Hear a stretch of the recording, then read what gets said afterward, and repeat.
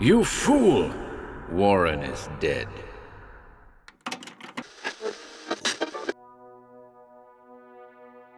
Welcome to HorrorBabble. Today we've got a wonderful little curiosity in store for you, courtesy of Robert Bloch and Henry Kuttner. The Black Kiss, a weird tale of the thing that swam in the black waters off California. The story reprises Kuttner's character Michael Lee, who first appeared in the Salem Horror. The collaboration debuted in Weird Tales in June 1937. And just a note, we've recently discovered that there are still a number of stories by both Robert Bloch and Henry Kuttner in the public domain that we haven't already recorded. Bring it on. We hope you enjoy today's offering, folks.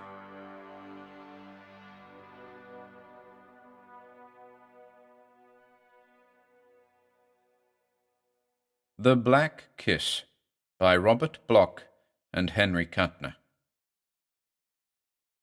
They rise in green robes roaring from the green hells of the sea, where fallen skies and evil hues and eyeless creatures be. Chesterton, Lepanto. 1.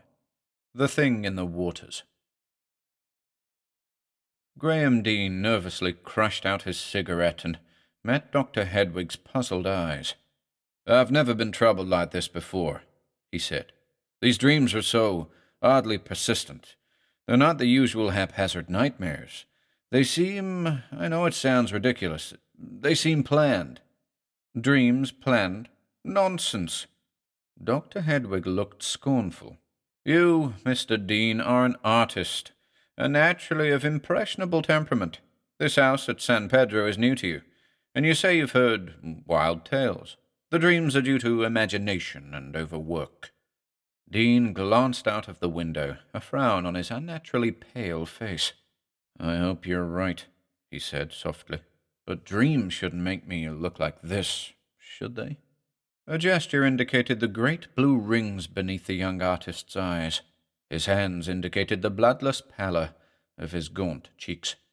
"Overwork has done that, Mr. Dean. I know what has happened to you better than you do yourself."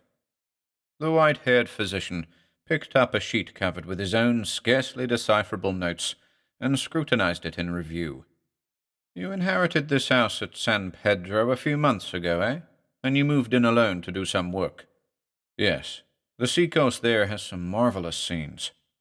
For a moment, Dean's face looked youthful once more, as enthusiasm kindled its ashy fires. Then he continued, with a troubled frown, "But I haven't been able to paint lately. Not seascapes, anyway. It's very odd. My sketches don't seem quite right anymore. There seems to be a quality in them that I don't put there." "A quality, did you say?" "Yes, a quality of malignness, if I can call it that. It's indefinable. Something behind the picture takes all the beauty out. And I haven't been overworking these last weeks, Dr. Hedwig." The doctor glanced again at the paper in his hand. "Well, I disagree with you there. You might be unconscious of the effort you expend. These dreams of the sea that seem to worry you are meaningless, save as an indication of your nervous condition." "You're wrong." Dean rose suddenly. His voice was shrill. "That's the dreadful part of it. The dreams are not meaningless. They seem cumulative and planned. Each night they grow more vivid, and I see more of that green, shining place under the sea. I get closer and closer to those black shadows swimming there. Those shadows that I know aren't shadows, but something worse. I see more each night. It's like a sketch I'd block out, gradually adding more and more until—" Hedwig watched his patient keenly. He suggested, "Until?" But Dean's tense face relaxed. He had caught himself just in time. "No, Dr. Hedwig, you must be right. It's overwork and nervousness, as you say. If I believe what the Mexicans had told me about Morella Godolpho, well, I'd be mad and a fool." "Who is this Morella Godolpho? Some woman who has been filling you with foolish tales?" Dean smiled. "No need to worry about Morella. She was my great-great-grandaunt. She used to live in the San Pedro house and started the legends, I think." Hedwig had been scribbling on a slip of paper. "Well, I see, young man. You heard these legends. Your imagination ran riot. You dreamed. This prescription will fix you up." "Thanks." Dean took the paper, lifted his hat from the table, and started for the door. In the doorway, he paused, smiling wryly. "But you're not quite correct in thinking the legends started me dreaming, Doctor. I began to dream before I learned the history of the house." And with that, he went out. Driving back to San Pedro, Dean tried to understand what had happened to him, but always he came up against a blank wall of impossibility. Any logical explanation wandered off into a tangle of fantasy. The one thing he could not explain, which Dr. Hedwig had not been able to explain, was the dreams. The dreams started soon after he came into his legacy, this ancient house north of San Pedro, which had so long stood deserted. The place was picturesquely old, and that attracted Dean from the first. It had been built by one of his ancestors when the Spaniards still ruled California. One of the Deans, the name was Denner then, had gone to Spain and returned with a bride. Her name was Morella Godolpho, and it was this long-vanished woman about whom all the subsequent legends centered. Even yet there were wrinkled, toothless Mexicans in San Pedro who whispered incredible tales of Morella Godolpho, she who had never grown old and who had a weirdly evil power over the sea. The Godolphos had been among the proudest families of Granada, but furtive legends spoke of their intercourse with the terrible Moorish sorcerers and necromancers.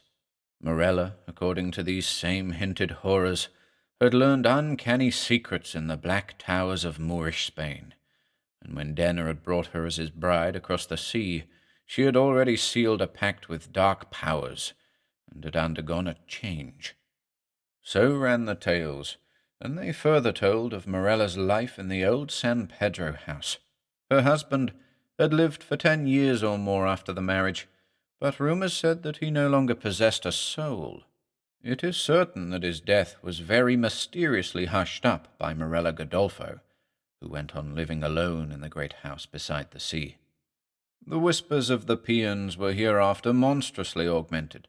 They had to do with the change in Morella Godolpho, the sorcerous change which caused her to swim far out to sea on moonlit nights, so that watchers saw her white body gleaming amidst the spray.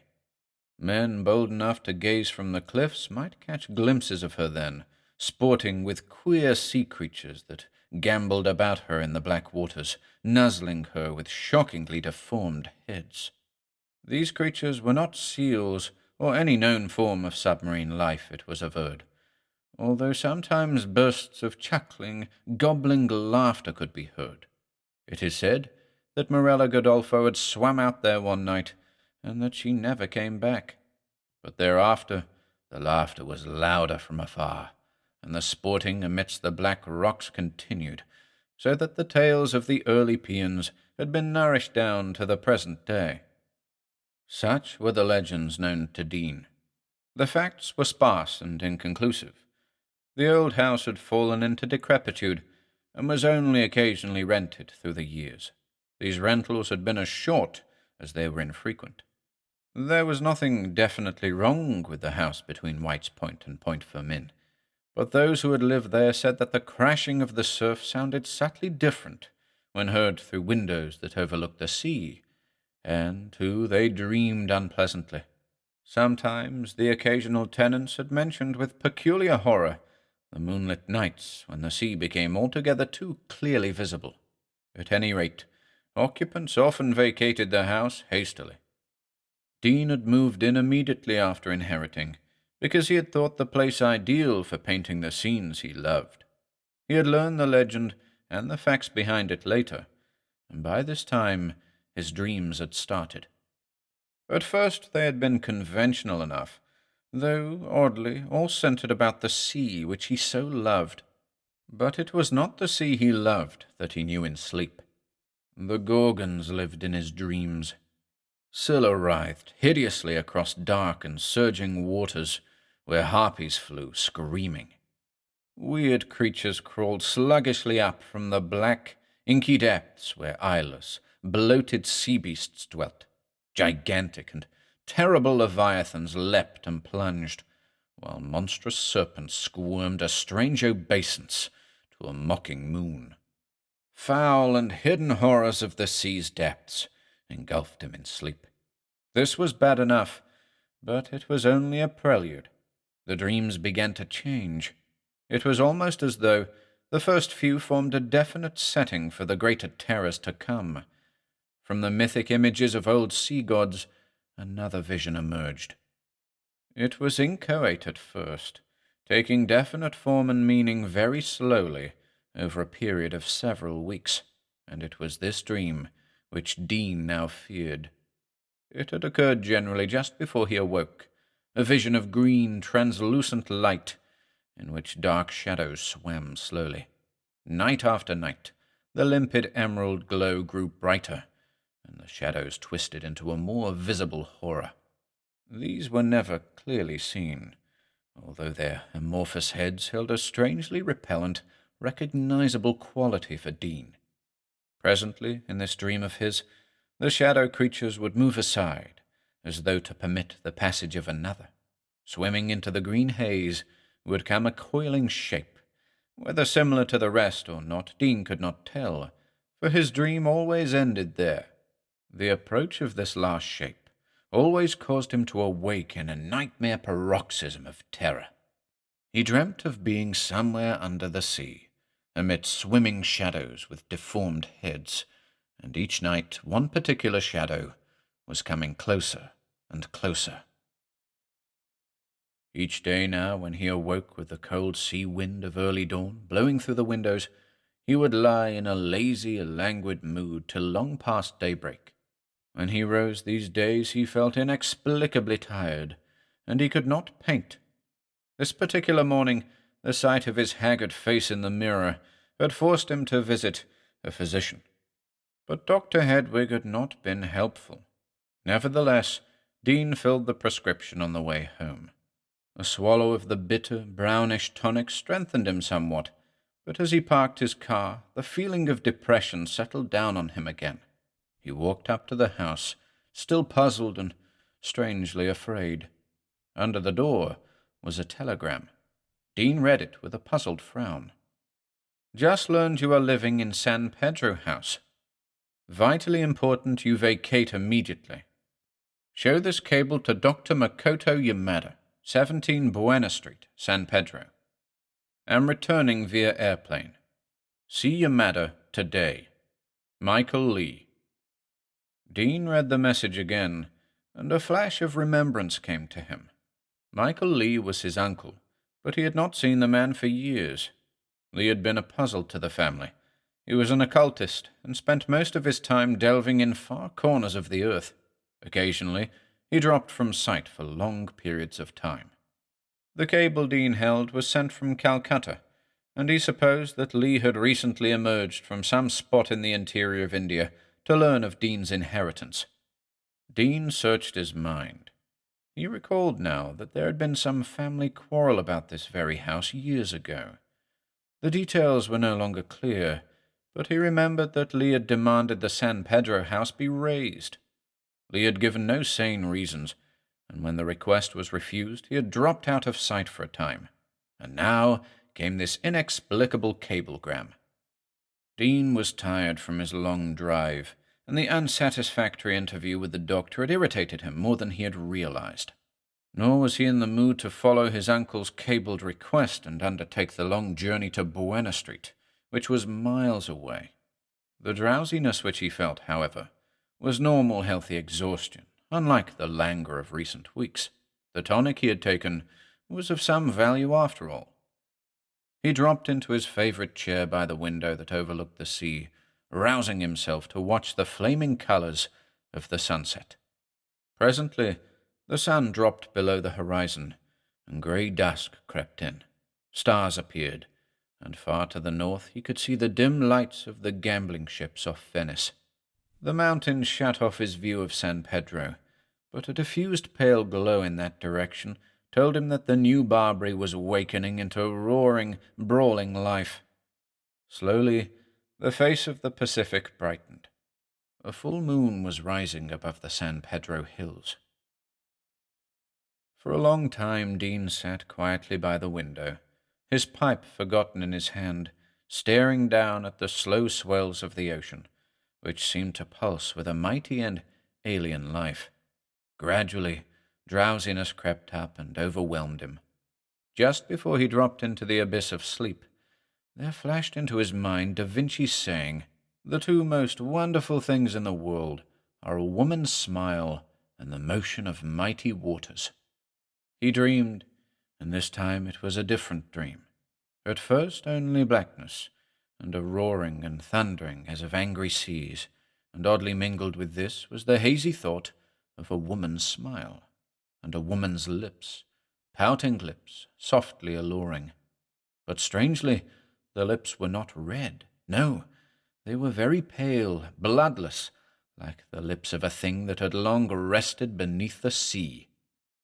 The misty vision changed, and for a flashing instant Dean seemed to see the green and silent place of his earlier visions.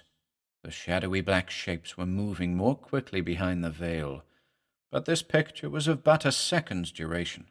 It flashed out and vanished, and Dean was standing alone on a beach he recognized in his dream, the sandy cove beneath the house. The salt breeze blew coldly across his face, and the sea glistened like silver in the moonlight. A faint splash told of a sea thing that broke the surface of the waters. To the north, the sea washed against the rugged surface of the cliff, barred and speckled with black shadows. Dean felt a sudden, inexplicable impulse to move in that direction. He yielded. As he clambered over the rocks, he was suddenly conscious of a strange sensation, as though keen eyes were focused upon him, eyes that watched and warned. Vaguely in his mind rose up the gaunt face of his uncle, Michael Lee, the deep-set eyes glowing. But swiftly this was gone, and he found himself before a deeper niche of blackness in the cliff face. Into it he knew he must go. He squeezed himself between two jutting points of rock, and found himself in utter, dismal darkness. Yet somehow he was conscious that he was in a cave, and he could hear water lapping nearby. All about him was a musty salt odor of sea decay, the fetid smell of sunless ocean caves and holds of ancient ships. He stepped forward, and, as the floor shelved sharply downward, stumbled and fell headlong into icy, shallow water. He felt, rather than saw, a flicker of swift movement, and then abruptly hot lips were pressed against his. Human lips, Dean thought, at first. He lay on his side in the chill water, his lips against those responsive ones. He could see nothing, for all was lost in the blackness of the cave. The unearthly lure of those invisible lips thrilled through him. He responded to them, pressed them fiercely, gave them what they were avidly seeking. The unseen waters crawled against the rocks, whispering warning. And in that kiss strangeness flooded him. He felt a shock and a tingling go through him, and then a thrill of sudden ecstasy, and swift on its heels came horror. Black, loathsome foulness seemed to wash his brain, indescribable but fearfully real, making him shudder with nausea. It was as though unutterable evil were pouring into his body, his mind, his very soul, through the blasphemous kiss on his lips. He felt loathsome, contaminated. He fell back. He sprang to his feet. And Dean saw, for the first time, the ghastly thing he had kissed, as the sinking moon sent a pale shaft of radiance creeping through the cave mouth. For something rose up before him, a serpentine and seal-like bulk that coiled and twisted and moved toward him, glistening with foul slime. And Dean screamed and turned to flee with nightmare fear tearing at his brain, hearing behind him a quiet splashing, as though some bulky creature had slid back into the water. 2. A visit from Doctor Yamada. He awoke. He was still in his chair before the window, and the moon was paling before the greyness of dawn. He was shaken with nausea, sick and shuddering with the shocking realism of his dream. His clothing was drenched with perspiration, and his heart hammered furiously. An immense lethargy seemed to have overwhelmed him, making it an intense effort to rise from the chair and stagger to a couch, on which he flung himself to doze fitfully for several hours. A sharp pealing of the doorbell roused him. He still felt weak and dizzy, but the frightening lethargy had somewhat abated. When Dean opened the door, a Japanese man standing on the porch began a bobbing little bow, a gesture that was abruptly arrested as the sharp black eyes focused on Dean's face. A little hiss of indrawn breath came from the visitor. Dean said irritably, "Well, do you want to see me?" The other was still staring, his thin face sallow beneath a stiff thatch of grey hair. He was a small, slender man, with his face covered with a fine-spun web of wrinkles. After a pause, he said, "I am Dr. Yamada." Dean frowned, puzzled. Abruptly, he remembered his uncle's cable of the day before. An odd, unreasonable irritation began to mount within him, and he said, more brusquely than he had intended, "This isn't a professional call, I hope. I've already—" "Your uncle, you are Mr. Dean, cabled me. He was rather worried." Dr. Yamada glanced around almost furtively. Dean felt distaste stare within him, and his irritation increased. "My uncle is rather eccentric, I'm afraid. There's nothing for him to worry about. I'm sorry you had your trip for nothing." Dr. Yamada did not seem to take offense at Dean's attitude. Rather, a strange expression of sympathy showed for a moment on his small face. "Do you mind if I come in?" he asked, and moved forward confidently. Short of barring his way, Dean had no means of stopping him, and ungraciously led his guest to the room where he had spent the night, motioning him to a chair while he busied himself with a coffee pot. Yamada sat motionless, silently watching Dean. Then, without preamble, he said, "Your uncle is a great man, Mr. Dean." Dean made a non-committal gesture. "I have seen him only once. He is one of the greatest occultists of this day. I, too, have studied psychic lore, but beside your uncle, I am a novice." Dean said, "He is eccentric. Occultism, as you term it, has never interested me." The little Japanese man watched him impassively. "You make a common error, Mr. Dean. You consider occultism a hobby for cranks. No." He held up a slender hand. "Your disbelief is written in your face. Well, it is understandable. It is an anachronism, an attitude handed down from the earliest times, when scientists were called alchemists and sorcerers and burned for making pacts with the devil. But actually there are no sorcerers, no witches. Not in the sense that man understands these terms. There are men and women who have acquired mastery over certain sciences, which are not wholly subject to mundane physical laws." There was a little smile of disbelief on Dean's face. Yamada went on quietly. "You do not believe because you do not understand. There are not many who can comprehend, or who wish to comprehend, this greater science which is not bound by earthly laws. But here is a problem for you, Mr. Dean." A little spark of irony flickered in the black eyes. "Can you tell me how I know you have suffered from nightmares recently?" Dean jerked around and stood staring. Then he smiled. "As it happens, I know the answer, Dr. Yamada. You physicians have a way of hanging together, and I must have let something slip to Dr. Hedwig yesterday." His tone was offensive, but Yamada merely shrugged slightly. "Do you know your Homer?" he asked, apparently irrelevantly, and at Dean's surprised nod went on. "And Proteus, you remember the old man of the sea who possessed the power of changing his shape? I do not wish to strain your credulity, Mr. Dean, but for a long time students of the dark lore have known that behind this legend there exists a very terrible truth. All the tales of spirit possession, of reincarnation, even the comparatively innocuous experiments in thought transference point to the truth. Why do you suppose folklore abounds with tales of men who have been able to change themselves into beasts, werewolves, hyenas, tigers, the seal men of the Eskimos? Because these tales are founded on truth. I do not mean, he went on, that the actual physical metamorphosis of the body is possible so far as we know, but it has long been known that the intelligence, the mind, of an adept can be transferred to the brain and body of a satisfactory subject.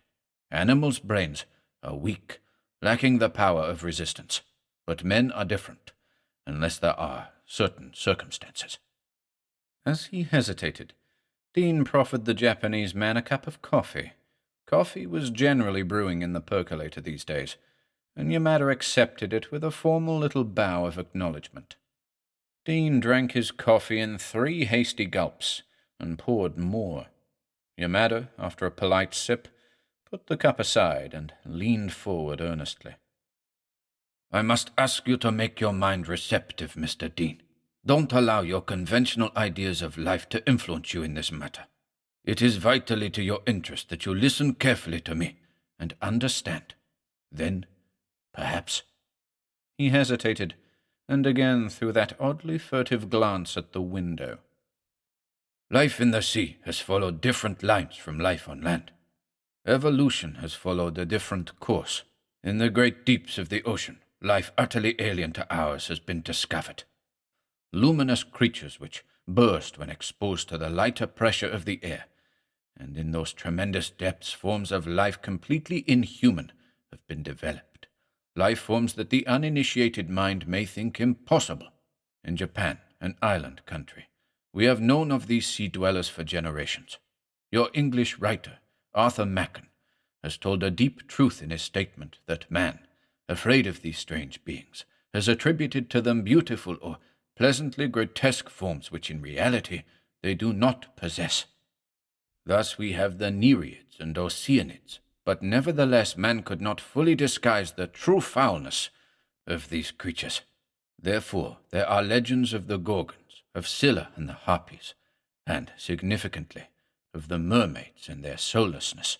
No doubt you know the mermaid tale, how they long to steal the soul of a man and draw it out by means of their kiss. Dean was at the window now, his back to the Japanese man. As Yamada paused, he said tonelessly, Go on. I have reason to believe, Yamada went on very quietly, that Morella Godolpho, the woman from Alhambra, was not fully human. She left no issue. These things never have children. They cannot. What do you mean? Dean had turned and was facing the Japanese man, his face a ghastly white, the shadows beneath his eyes hideously livid. He repeated harshly, What do you mean? You can't frighten me with your tales, if that's what you're trying to do. My uncle wants me out of this house for some reason of his own. You're taking this means of getting me out, aren't you? Eh? You must leave this house, Yamada said. Your uncle is coming, but he may not be in time. Listen to me. These creatures, the sea dwellers, envy man, sunlight and warm fires and the fields of earth, things which the sea dwellers cannot normally possess. These things and love. You remember what I said about mind transference, the possession of a brain by an alien intelligence? That is the only way these things can attain that which they desire, and know the love of man or woman. Sometimes, not very often, one of these creatures succeeds in possessing itself of a human body. They watch always. When there is a wreck, they go there, like vultures to a feast. They can swim phenomenally fast. When a man is drowning, the defenses of his mind are down, and sometimes the sea dwellers can thus acquire a human body. There have been tales of men saved from wrecks who ever after were oddly changed. Morella Godolpho was one of these creatures. The Godolphos knew much of the dark lore, but used it for evil purposes, the so-called black magic. And it was, I think, through this that sea-dweller gained power to usurp the brain and body of the woman. A transference took place. The mind of the sea-dweller took possession of Morella Godolfo's body, and the intelligence of the original Morella was forced into the terrible form of that creature of the abyss. In time, the human body of the woman died, and the usurping mind returned to its original shell. The intelligence of Morella Godolfo was then ejected from its temporary prison and left homeless. That is true death." Dean shook his head slowly, as though in denial, but did not speak, and inexorably Yamada kept on. "For years, generations since then, she has dwelt in the sea, waiting. Her power is strongest here, where she once lived. But, as I told you, only under unusual circumstances can this transference take place. The tenants of this house might be troubled with dreams, but that would be all. The evil being had no power to steal their bodies. Your uncle knew that, or he would have insisted that the place be immediately destroyed. He did not foresee that you would ever live here." The little Japanese man bent forward, and his eyes were twin points of black light. "You do not need to tell me what you have undergone in the past month. I know. The sea-dweller has power over you. For one thing, there are bonds of blood, even though you are not directly descended from her. And your love for the ocean, your uncle spoke of that. You live here alone with your paintings and your imaginative fancies. You see no one else. You are an ideal victim, and it was easy for that sea horror to become en rapport with you. Even now you show the stigmata." Dean was silent, his face a pale shadow amidst the darker ones in the corners of the room. What was the man trying to tell him? What were these hints leading up to? "Remember what I have said." Dr. Yamada's voice was fanatically earnest. "That creature wants you for your youth, your soul. She has lured you in sleep with visions of Poseidonus, the twilight grottos in the deep. She has sent you beguiling visions at first, to hide what she was doing. She has drained your life forces, weakened your resistance, waiting until she is strong enough to take possession of your brain.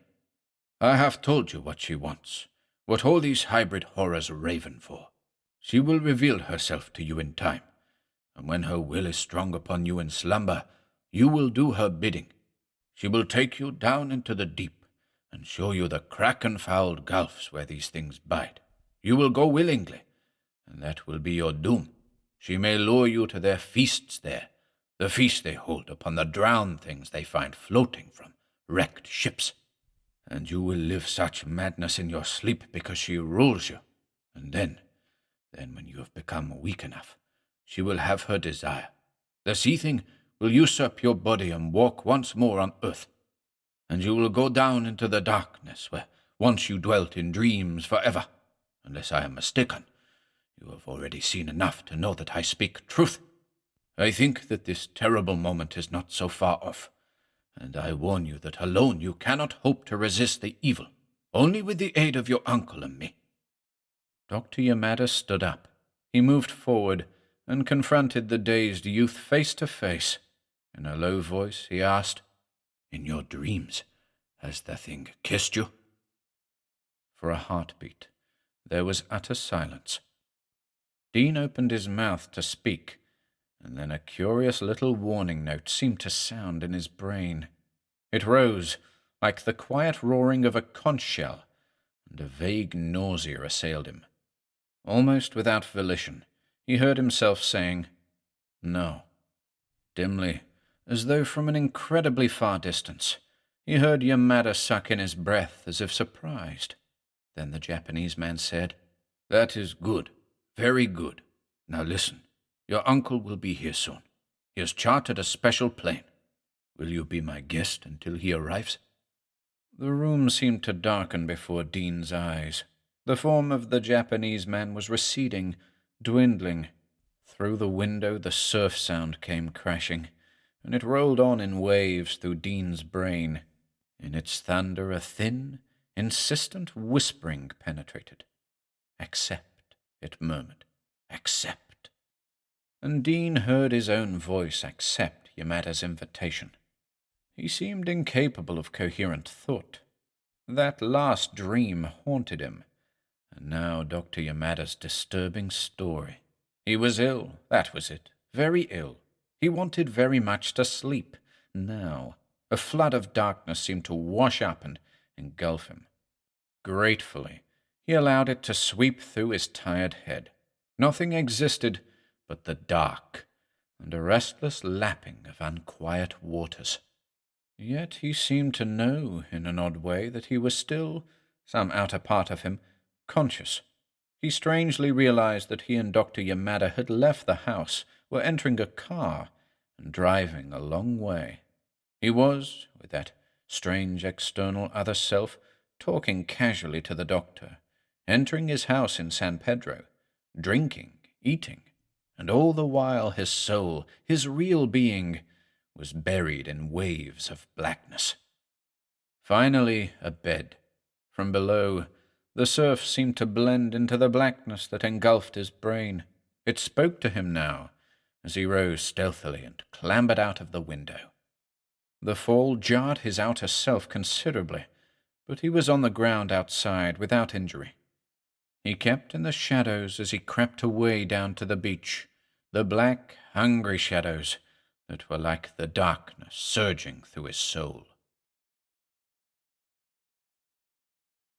3 dreadful hours. With a shock, he was himself once more, completely. The cold water had done it, the water in which he found himself swimming.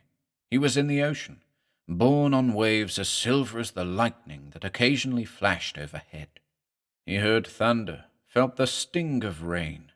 Without wondering about the sudden transition, he swam on, as though fully aware of some planned destination. For the first time in over a month, he felt fully alive, actually himself. There was a surge of wild elation in him that defied the facts. He no longer seemed to care about his recent illness, the weird warnings of his uncle and Dr. Yamada, and the unnatural darkness that had previously shadowed his mind. In fact, he no longer had to think. It was as though he were being directed in all his movements. He was swimming parallel with the beach now, and with curious detachment he observed that the storm had subsided. A pale, fog-like glow hovered over the lashing waters, and it seemed to beckon. The air was chill, as was the water, and the waves high.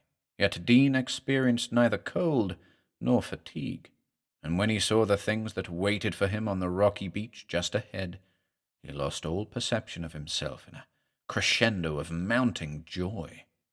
This was inexplicable, for they were the creatures of his last and wildest nightmares.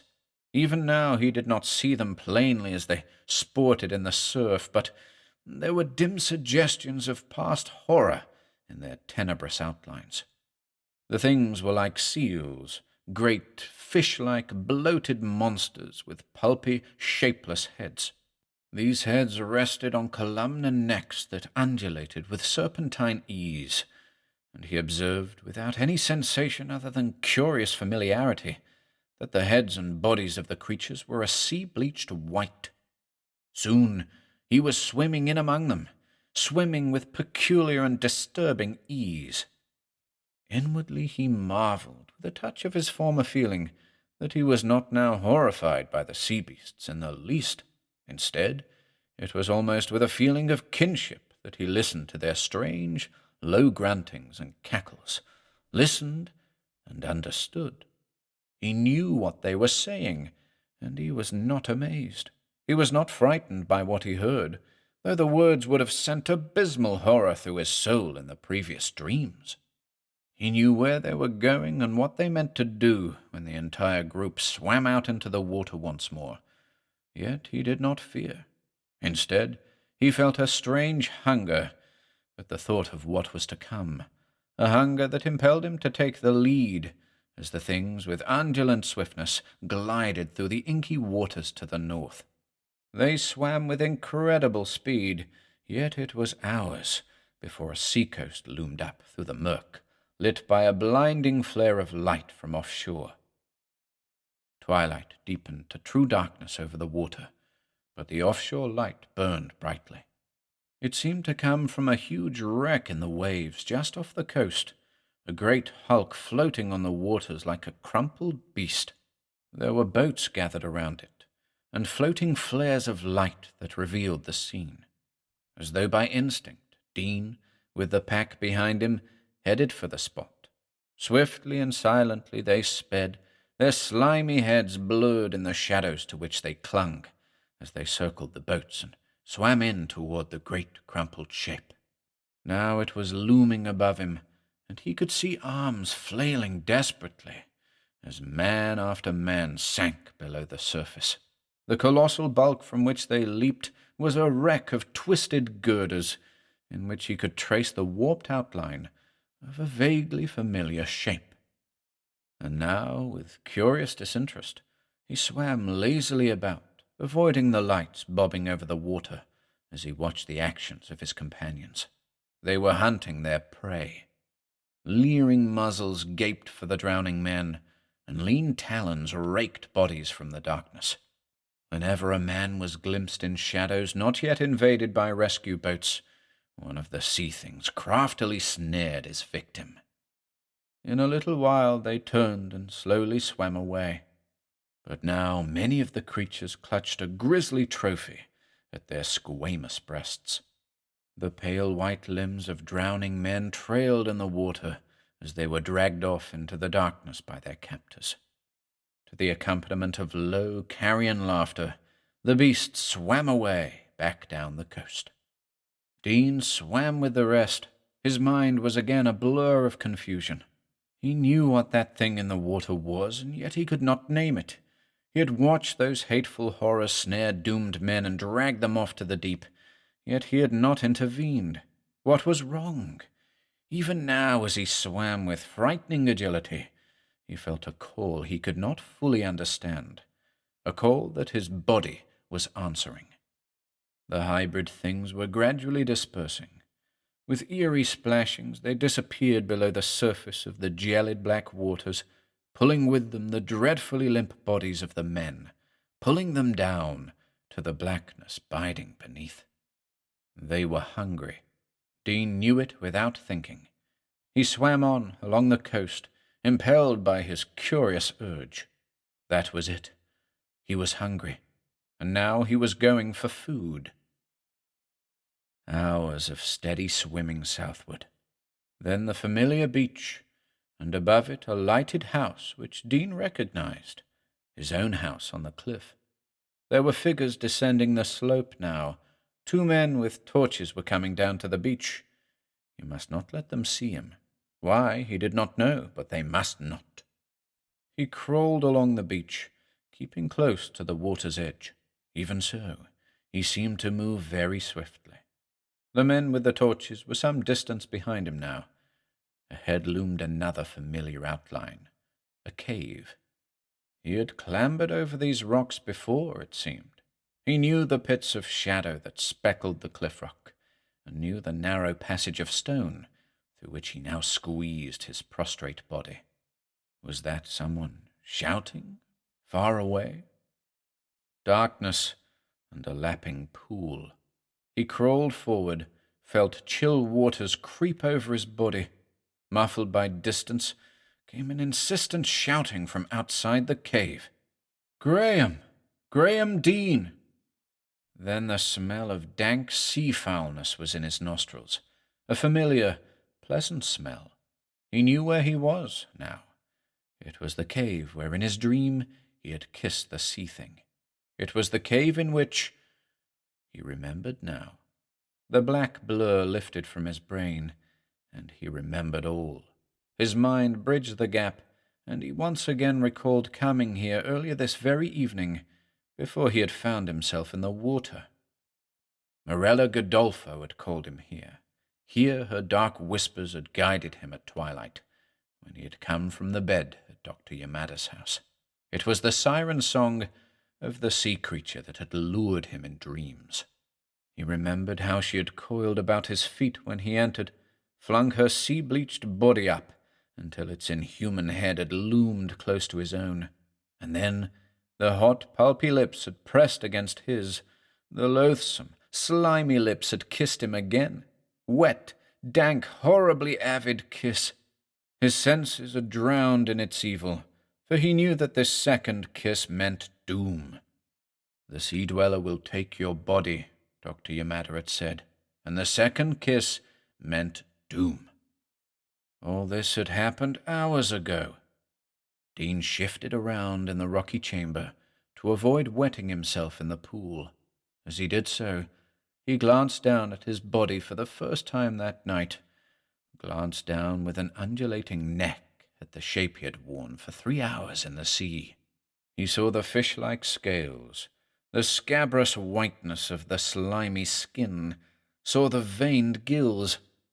He stared into the waters of the pool then, so that the reflection of his face was visible in the dim moonlight that filtered through fissures in the rocks. He saw all. His head rested on the long reptilian neck. It was an anthropoid head with flat contours that were monstrously inhuman. The eyes were white and protuberant. They bulged with the glassy stare of a drowning thing. There was no nose, and the center of the face was covered with a tangle of wormy blue feelers. The mouth was worst of all. Dean saw pale white lips in a dead face, human lips, lips that had kissed his own, and now they were his own. He was in the body of the evil sea-thing that had once harbored the soul of Morella Godolpho. At that moment, Dean would gladly have welcomed death, for the stark, blasphemous horror of his discovery was too much to bear. He knew about his dreams now, and the legends. He had learned the truth, and paid a hideous price. He recalled vividly how he had recovered consciousness in the water and swam out to meet those others. He recalled the great black hulk from which drowning men had been taken in boats, the shattered wreck on the water. What was it Yamada had told him? When there is a wreck, they go there, like vultures to a feast. And now, at last, he remembered what had eluded him that night, what that familiar shape on the waters had been. It was a crashed Zeppelin. He had gone swimming into the wreckage with those things, and they had taken men. 3 hours, God! Dean wanted very much to die. He was in the sea body of Morella Godolpho, and it was too evil for further life. Morella Godolpho, where was she? And his own body, the shape of Graham Dean. A rustling in the shadowy cavern behind him proclaimed the answer. Graham Dean saw himself in the moonlight, saw his body, line for line, hunching furtively past the pool, in an effort to creep away unobserved. Dean's flippered fins moved swiftly. His own body turned. It was ghastly for Dean to see himself reflected where no mirror existed. Ghastlier still to see that in his face there no longer were his eyes. The sly, mocking stare of the sea creature peered out at him from behind their fleshy mask, and they were ancient, evil. The pseudo-human snarled at him and tried to dodge off into the darkness. Dean followed, on all fours. He knew what he must do. That sea-thing, Morella, she had taken his body during that last black kiss, just as he had been forced into hers. But she had not yet recovered enough to go out into the world. That was why he had found her still in the cave. Now, however, she would leave, and his Uncle Michael would never know. The world would never know either what horror stalked its surface, until it was too late. Dean, his own tragic form hateful to him now, knew what he must do. Purposefully, he maneuvered the mocking body of himself into a rocky corner. There was a look of fright in those gelid eyes. A sound caused Dean to turn, pivoting his reptilian neck. Through glazed fish eyes he saw the faces of Michael Lee and Doctor Yamada.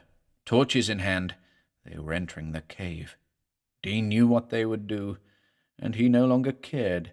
He closed in on the human body that housed the soul of the sea beast, closed in with the beast's own flailing flippers, seized it in its own arms, and menaced it with its own teeth near the creature's white, human neck. From behind him he heard shouts and cries at his very back, but Dean did not care. He had a duty to perform, an atonement. Through the corner of his eye, he saw the barrel of a revolver as it glinted in Yamada's hand. Then came 2 bursts of stabbing flame, and the oblivion Dean craved. But he died happy, for he had atoned for the black kiss. Even as he sank into death, Graham Dean had bitten with animal fangs into his own throat, and his heart was filled with peace as, dying, he saw himself die. His soul mingled in the 3rd black kiss of death.